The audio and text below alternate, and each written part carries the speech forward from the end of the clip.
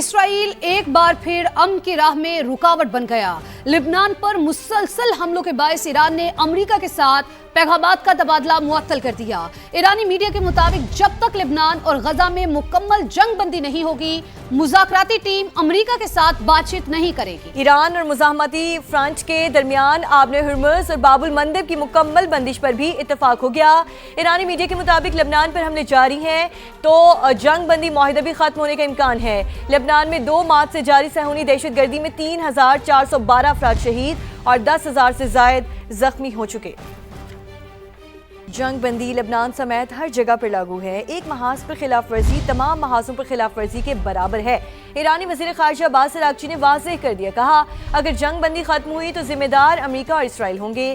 ایرانی اسپیکر باقر کالباف نے امریکہ پر جنگ بندی کی پاسداری نہ کرنے کا الزام لگایا، کہا امریکہ اسرائیل کو لبنان پر حملوں سے روکنے میں ناکام رہا، اب سب اپنے انجام تک پہنچیں گے۔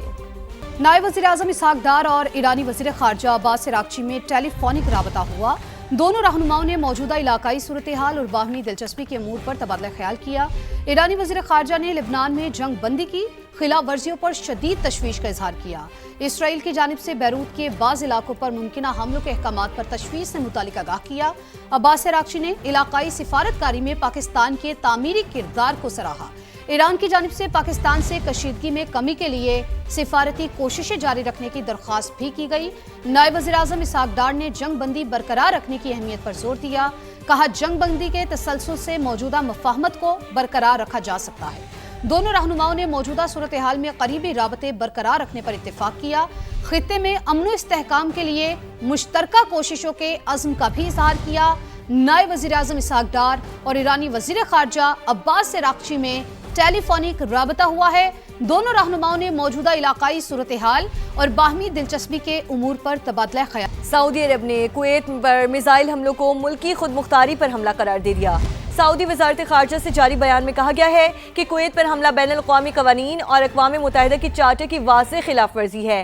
ایسی کارروائیاں خطے میں امن کی کوششوں کو نقصان پہنچا سکتی ہیں۔ کویت نے حملوں کو قومی سلامتی پر براہ راست حملہ قرار دیا۔ ایک بیان میں کہا اپنے دفاع کے لیے جوابی اقدامات کا حق رکھتے ہیں۔ خلیج تعاون کونسل نے بھی کویت پر میزائل حملوں کی مذمت کی اور عالمی برادری سے علاقائی سلامتی کے لیے خطرہ بننے والے عناصر کے خلاف ایکشن لینے کا مطالبہ کر دیا۔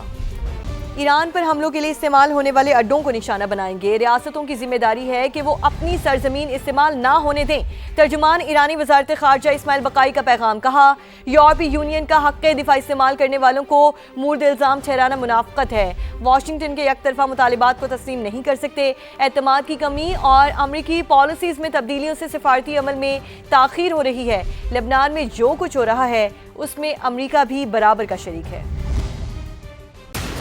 جنگ بندی کے باوجود امریکہ اور ایران کے ایک دوسرے پر حملے۔ امریکہ نے آبِ ہرمز کے قریب ایران کے گروہ اور قشم جزیرے کو نشانہ بنانے کا دعویٰ کیا۔ امریکی سینٹرل کمانڈ کے مطابق حملوں میں ایرانی فضائی دفاعی نظام، ایک زمینی کنٹرول اسٹیشن، ریڈار اور 2 ڈرونز تباہ ہوئے۔ ایران نے بھی امریکی حملوں کا بھرپور جواب دیا۔ جزیرے سرک میں ایران پر حملوں کے لیے استعمال ہونے والے امریکی فوجی اڈے کو نقصان پہنچایا، جس کی ویڈیو بھی جاری کر دی گئی۔ میزائل پر تحریر تھا، آخری امریکی فوجی کے انخلا تک حملے جاری رہیں گے۔ تہران کی جانب سے کویت پر بھی میزائلز اور ڈرونز حملے کیے گئے۔ بی بی سی رپورٹ کے مطابق ایران نے جنگ کے دوران مشرق وسطیٰ کے 8 ممالک میں موجود 20 امریکی فوجی اڈوں پر حملے کیے۔ فضائی دفاعی نظام، نگرانی کرنے والے طیاروں، ایندھن کے ذخائر اور مواصلاتی انفراسٹرکچر کو اربوں ڈالر کا نقصان ہوا۔ امریکی اڈوں کی تباہی کی سیٹلائٹ تصاویر بھی جاری کر دی۔ اور دیگر خبریں شامل کریں۔ گلگت بلتستان کے فیصلے عوام کریں گے، شہر اقتدار میں بیٹھا بابو نہیں۔ چیئرمین پیپلز پارٹی بلاول بھٹو نے وفاق پر تیر برسا دیے۔ بلاول بھٹو الیکشن مہم کے سلسلے میں گلگت بلتستان پہنچ گئے۔ شگر میں جلسے سے خطاب میں کہا جی بی اور آزاد کشمیر کے الیکشن پاکستان کے عام انتخابات کے ساتھ کروانے چاہیے۔ وفاق کنگال ہے تو گلگت اور کشمیر کی وزارت ختم کرے، کبھی نہیں کہا ہمیں سلیکٹ کر کے لاؤ۔ کارکن فارم 45 ہاتھ میں لے کر واپس جائیں، فارم 47 کا بندوبست میں خود کروں گا۔ अगर कहीं कोई आईनी तरमीम होना है, उसमें हमारा सबसे पहला एम हमारा होना चाहिए कि गिलगित बल्तिस्तान और आजाद कश्मीर के इलेक्शंस उसी टाइम हो जब पाकिस्तान में जनरल इलेक्शंस का सिलसिला शुरू किया जाए। वो हर चीज को इस्लामाबाद से चलाना चाहते हैं। गवादर को भी इस्लामाबाद से चलाना चाहते हैं, वो कराची को भी इस्लामाबाद से चलाना चाहते हैं। इतना सऊदी अरेबिया के पास तेल है, उतना सिंध के पास कोयला है, मगर इस्लामाबाद वाले समझते हैं कि हर चीज उनका है। गिलगित बल्तिस्तान के फैसले हैं, वो गिलगित बल्तिस्तान के अवाम करें। वो कोई इस्लामाबाद में बैठा हुआ बाबू नहीं। कहते हैं कि वसाइल नहीं है, वफाक कंगाल हो चुका है। यार अगर वफाक कंगाल है तो सबसे पहले वो आजाद कश्मीर और गिलगित बल्तिस्तान का जो वजारत है ना, वो बंद करें। कभी किसी से ये दरख्वास्त नहीं किया कि हमें सिलेक्ट करके लेकर आए। मैंने कभी किसी से ये दरख्वास्त नहीं किया कि मेरे लिए कोई फॉर्म 47 का बंदोबस्त करे। आज भी मेरा मुतालबा है कि गिलगित बल्तिस्तान में साफ और शफाफ इलेक्शंस करवाया जाए। सूबे अमीर विफाक गरीब हो गया। विफाकी तरक्याती बजट 8 साल से जमूद का शिकार, सूबों का 3 गुना बढ़ गया। एहसन इकबाल का शिकवा, वसाइल की कमी के बायस गैर अहम मंसूबे जारी रखने से इनकार।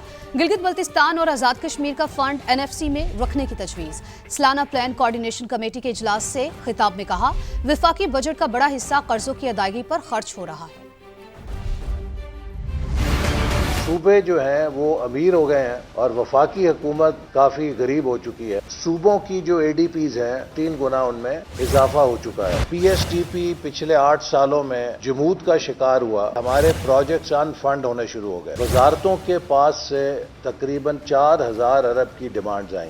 153 अरब वो है कि जो AJK, GB और मर्ज डिस्ट्रिक्ट्स के लिए देना है। ये फंड्स NFC से जाने चाहिए उन्हें।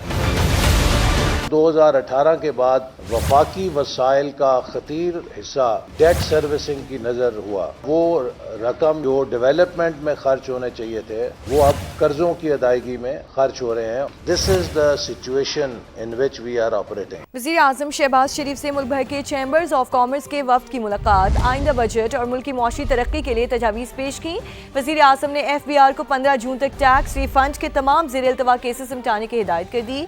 वज़ीर आज़म ने कहा, सनती पैदावार बढ़ाने के लिए बजट में मज़ीद इक़दाम किए जाएंगे। वज़ीर आज़म ने सरमायाकारों पर जोर दिया कि वो जॉइंट वेंचर्स के जरिए इलेक्ट्रिक व्हीकल्स के मकामी पैदावार को फ़रोग़ दें। कारोबारी शख्सियात ने मुआशी तरक्की के लिए हुकूमत को भरपूर ताउन का यकीन दिलाया। खबरदार होशियार, पेट्रोलियम सरचार्ज के नाम पर अवाम के लिए सख्त शिकंजा तैयार कर लिया गया। हुकूमत ने 5 साल के दौरान 10,780 अरब रुपए बटोरने का प्लान बना लिया है। नए बजट 2026-27 में पेट्रोलियम लेवी की मद में 1,727 अरब रुपए जमा किए जाएंगे। ये सिलसिला यही नहीं रुकेगा, बल्कि अगले माली साल 2027-28 में ये बोझ बढ़कर 1,915 अरब, साल 2028-29 में हजम मजीद बढ़कर 2,131 अरब, साल 2029-30 में 2,370 अरब और साल 2030-31 में 2,637 अरब तक जा पहुंचेगा। यही नहीं, सारिफीन पर हर साल GDP के 1.2% के मुसावी बोझ भी डाला जाएगा। मुआशी माहिरीन के मुताबिक इजाफी सरचार्ज आयद होने से अवाम महंगाई के मजीद बोझ तले दब जाएंगे। ईरान से नहीं सुना कि वो मुज़ाकरात मुअत्तल कर रहे हैं। हकीकत यह है कि हम बहुत ज़्यादा बातचीत कर रहे हैं। अमरीकी सदर डोनाल्ड ट्रंप की अमरीकी सहाफ़ियों से गुफ्तगू, कहा इस मौके पर खामोश रहना ज़्यादा बेहतर है, हम खामोश रहकर नाकाबंदी जारी रखेंगे। वाज़े किया कि मुज़ाकरात मुअत्तल करने का ये मतलब नहीं कि हम वहाँ जाकर बम गिराना शुरू कर दें। ईरान से नहीं सुना कि वो मुज़ाकरात मुअत्तल कर रहे हैं। अमरीकी सदर डोनाल्ड ट्रंप की जानिब से ऐसा कहा गया। उन्होंने कहा, हकीकत यह है कि हम बहुत ज़्यादा बातचीत कर रहे हैं, इस मौके पर खामोश रहना ज़्यादा बेहतर है, हम खामोश रहकर नाकाबंदी जारी रखेंगे। मुज़ाकरात मुअत्तल करने का ये मतलब नहीं कि हम वहाँ बम गिराना शुरू कर दें।